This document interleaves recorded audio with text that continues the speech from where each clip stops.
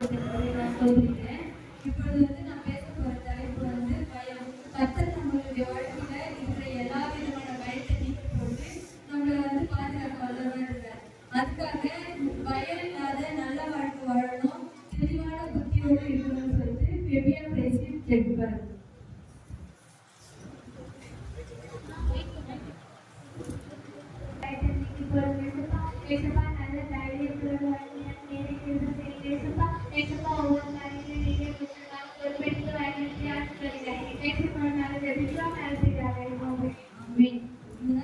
நான் எதுக்காக சொன்னா, என் வீட்டுல 6 பசங்க இருக்காங்க. இந்த 6 பேர்ல ரொம்ப பயந்த ஒரு யாருன்னா பெபியா தான். ஏன்னா எதுக்கு இருந்தாலுமே பயப்படும். எதுனா ஒன்று சொன்னா அம்மா எனக்கு பயமா இருக்குதுன்னு சொல்லலாம். நிறைய அந்த பயத்தினாலேயே எங்க அன்னைக்கு நிறைய அடி வாங்கி இருக்குது. எதுக்கு பயப்படுறேன்னு சொல்லிட்டு அடிக்குவாரு.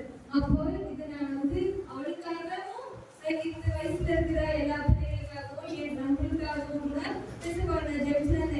நான் எது எடுக்கிறேன். ஆனா பெபியா ஜெபிக்கணும்னு சொல்லி யோசிச்சது இப்பதான்.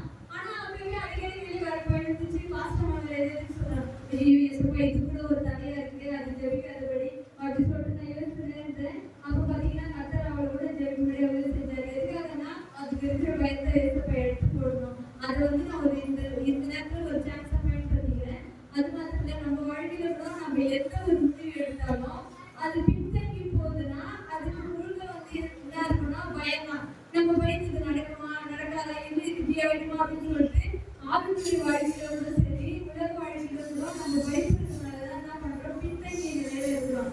தைரியமா இருக்கிறவங்க எப்பவுமே என்ன பண்ணுவாங்கன்னா முன்னாடி போயிடுவாங்க. அப்ப நம்ம வாழ்க்கையில நம்மளுக்கு மனசுல தைரியம் வேணும்னா அது கொடுக்குறது ஒரே ஒருத்தர் யாருன்னா ஏசப்பா மட்டும்தான்.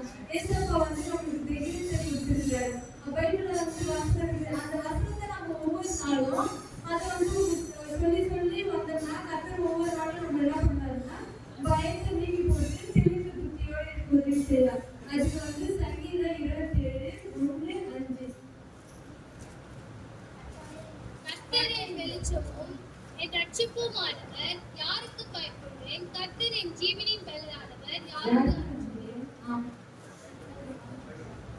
தீங்குநாளே அவர் என்னை தன்னுடைய கூடாரத்திலே மறைத்து, என்னை தன்னுடைய கூடார மலையிலே ஒழித்து வைத்து, என்னை கண்மலை என்ன பண்ணுவாரு, உயர்த்துவார். அப்போ நம்ம கர்த்தர் என் வெளிச்சமும் என் ரட்சிப்புமானவர், யாருக்கு பயப்படு? கர்த்தர் நம்மளுடைய வெளிச்சமா இருக்கிறபடி நம்ம எந்த விதமான காரியங்களும் நம்மளுக்கு பயப்படக்கூடாது. பயப்படாதபடி நம்ம தைரியமா இருக்கோம்னா கர்த்தர் நம்மளை என்ன பண்றாரு, நம்ம பயம் இருந்தா கூட ஏசப்பா நம்ம முழு மனசோட நம்பி இருக்கும்போது கர்த்தர் நம்ம என்ன பண்றாருன்னா கண்மலையின் மேல நம்ம உயர்த்த அவர் வல்லவனா இருக்கிறார். அதுக்கு நம்ம எடுத்துக்கிற பயத்தை நம்ம என்ன பண்ணணும்னா கண்டிப்பா நீக்கி போடக்கூடிய கர்த்தர் ஒவ்வொரு நாளும் என்ன பண்ணணும், கேட்டோம்னா கர்த்தர் நம்ம என்ன பண்ணுவார், பயத்துல இருந்து விடுதலை கட்டிடுவார். அது மாத்திரம் இல்ல, சங்கீதம் 34:4.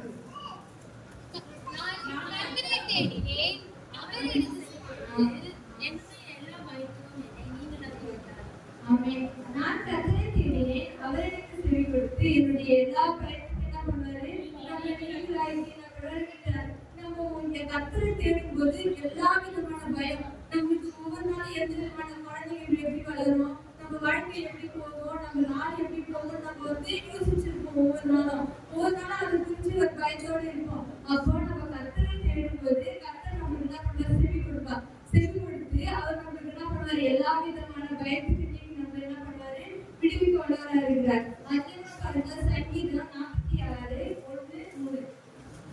தேவன் நமக்கு அடைக்கலமும் ஆபத்து காலத்தில் அனுகூலமான துணையுமானவர்.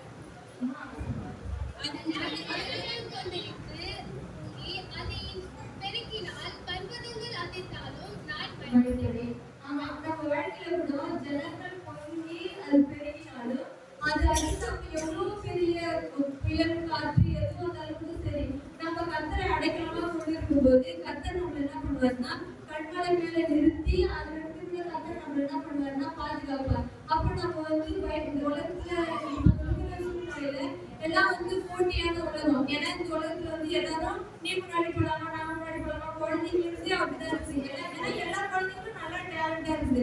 அப்போ நம்ம பயந்துட்டு இருந்தோம்னா இந்த வாழ்க்கையில என்ன பண்ண முடியாது, போக முடியாது முன்னாடி. அப்போ நம்ம தெரிஞ்ச சுத்தி தைரியமா இருக்கணும்னா கர்த்தருடைய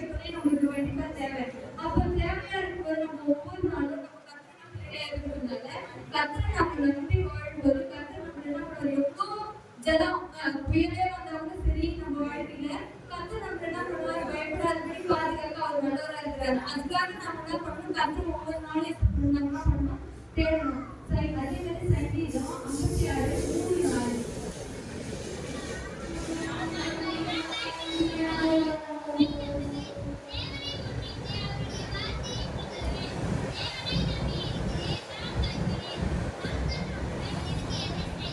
ஆமென். நான் பயப்படும் நாளில் உம்மை நம்புவேன். தேவனை முன்னிட்டு அவருடைய வார்த்தையை சொல்லுவேன். தேவனை நம்பியிருக்கிறேன். நான் பயப்படேன். மாம்சமானவன் எனக்கு என்ன செய்வான்? நாம பயப்படும் நாளில கர்த்தரை தேடணும்னா பாத்தீங்கன்னா, கர்த்தர் நம்மள எல்லா விதமான பயத்தையும் நீக்கி நம்மள மாம்சமான இந்த உலகத்துல இருக்கிறவங்க நம்மள அழிக்கிறீங்களா ஏதாச்சும் கூட நினைக்கலாம். அது இருந்து கூட கர்த்தர் நம்மள என்ன பண்ணுவாரு, பாதுகாக்குவாரு. நம்மள எல்லா வித சோதனையிலிருந்து கூட கர்த்தர் நம்மள தப்பிக்க விடுறாரு.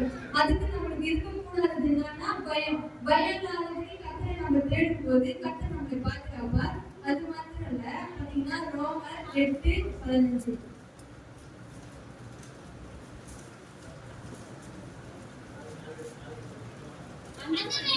திரும்பவும் பயப்படுகிறதற்கு நீங்கள் அடிமைத்தனத்தின் ஆவியை பெறாமல் அப்பா பிதாவே என்று கூப்பிட பண்ணுகிற புத்திர சுவிகாரத்தின் ஆவியை பெற்றிருக்கிறீர்கள். நம்ம எதுக்கு இயேசு போறோம் அப்படின்னு சொல்லிட்டு நம்ம நிறைய பேர் யோசிச்சிருப்பாங்க. இயேசு போற தியானத்துக்கு கூட போயிடுவாங்க, இது நடக்குமா நடக்காதுன்னு சொல்லிட்டு. இப்போ பசங்க என்ன பண்ணுவாங்க, இப்போ பேர் வச்சானா என்கிட்ட கேட்கறதுனா பண்ண மாட்டாங்க, பயப்பட மாட்டாங்க.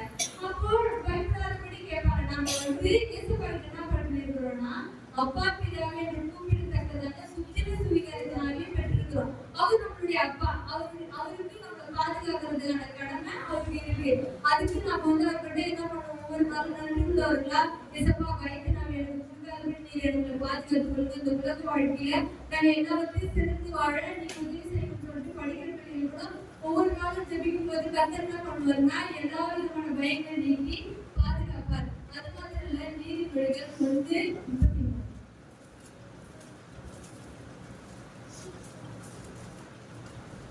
எனக்கு செவி கொடுக்கிறவன் எவனோ அவன் விக்கிரமின்றி வாசம் பண்ணி ஆபத்திற்கு பயப்படாமல் அமைதியாய் இருப்பான். ஆமென். நாம் கர்த்தருக்கு செவி கொடுத்தோம்னா எவ்வளவு பிரச்சனைகள் எவ்வளவு இது வந்தாலும் விக்கிரமின்றி நம்ம என்ன பண்ணுவோம், வாசம் பண்ணி அமைதியா இருப்போம். ஏன்னா நம்மளுடைய தகவல் ஏசப்படுறாரு. நம்ம அடிமைத்தனத்தின் ஆவியை பெறாமல் அப்பா பிதாவை கூப்பிடத்தக்கதான புத்திர சுவிகாரத்தினாலே பெற்றிருக்கிறோம். எல்லா பிரச்சனையும் போராட்டம் எவ்வளவு பிரச்சனைகள் வந்தாலும் கூட என்ன பாதுகாத்துக்கொள்வோம். அவருடைய சேட்டைகளை நிழலில மறைச்சு நம்மளை பாதுகாத்துக் கொள்வார். ஒரு தாய் தேற்றுவது போல தேற்றி ஆழ்த்தி நம்மளை பாதுகாக்கிறதுக்கான கடமை அவருக்கு இருக்குது. ஏன்னா அவர் நம்மளுடைய அப்பா.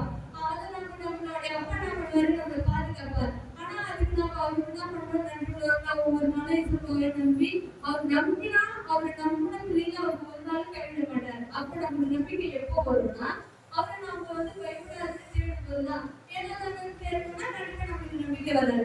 கர்த்தர் நம்ம முழு மனசோட தேடணும்னா கர்த்தர் நம்ம என்ன பண்ணுவாருன்னா பாதுகாப்பாரு. அது மாத்திரம் இந்த உலகத்துல நிறைய பேருக்கு எப்போ பயம் வருது இல்லையோ, ஏன்னா காலையில இருந்து நம்ம என்ன பண்ணுவோம்னா நடந்து இருப்போம், போயிட்டு இருப்போம், வேலை செய்வோம். அந்த நேரத்துக்கு பயம் வராது. எப்போ நம்மளுக்கு குறிப்பா பயம் வரும்னா நீதிமொழிகள் 3:24.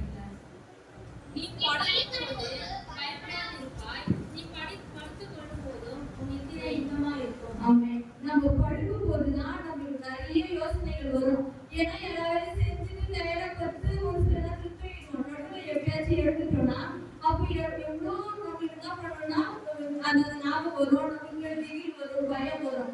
அந்த காலத்துல ஏசப்பா சொல்றாரு, நீ படுக்கும் போது பயப்படாதிருப்பாய், நீ படுத்துக் கொள்ளும் போது உன் நித்திரை என்ன இருக்கும், இன்பமா இருக்கும். கத்து நம்மளுடைய துணியா இருக்காது. அப்ப நம்ம எதுக்கு பயப்படணும், நம்மளுடைய நித்திரை இன்பமா இருக்கும். அப்ப நம்ம கத்துற இந்த வசனத்தெல்லாம் நம்ம ஒவ்வொரு நாளும் நம்மளே சொல்லி ஏசப்பா நான் படுக்கும்போது பயப்படாதிருப்பேன், என் நித்திரை இன்பமா இருக்கும் அப்படின்னு சொல்லிட்டு படுத்தோம்னா கர்த்தர் நம்மளை காலையில சுக பலத்தோடு எந்த ஒரு திகிலுக்கும் தூரமா இருக்கும்படியா கர்த்தர் உதவி செய்வார். அது மாத்திரம் இல்ல, அந்த படிக்கிற பிள்ளைகள் கூட பாத்தீங்கன்னா எந்த நேரத்துல பயமா இருந்தாலும் கூட அந்த வசனம் 2 தீமோத்தேயு 1:7 நான் சொன்னேன், இந்த வசனத்தை சொல்லுன்னு சொல்லிட்டு அப்ப இந்த வசனத்தை சொல்லும்போது கர்த்தர் நம்மளை பாதுகாப்பாரு.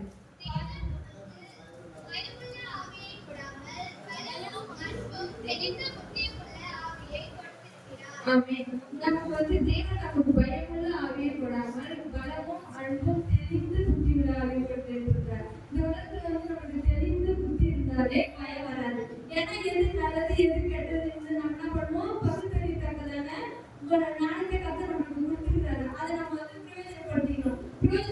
பண்ணும்போது நம்மளுக்கு பயம் வராது.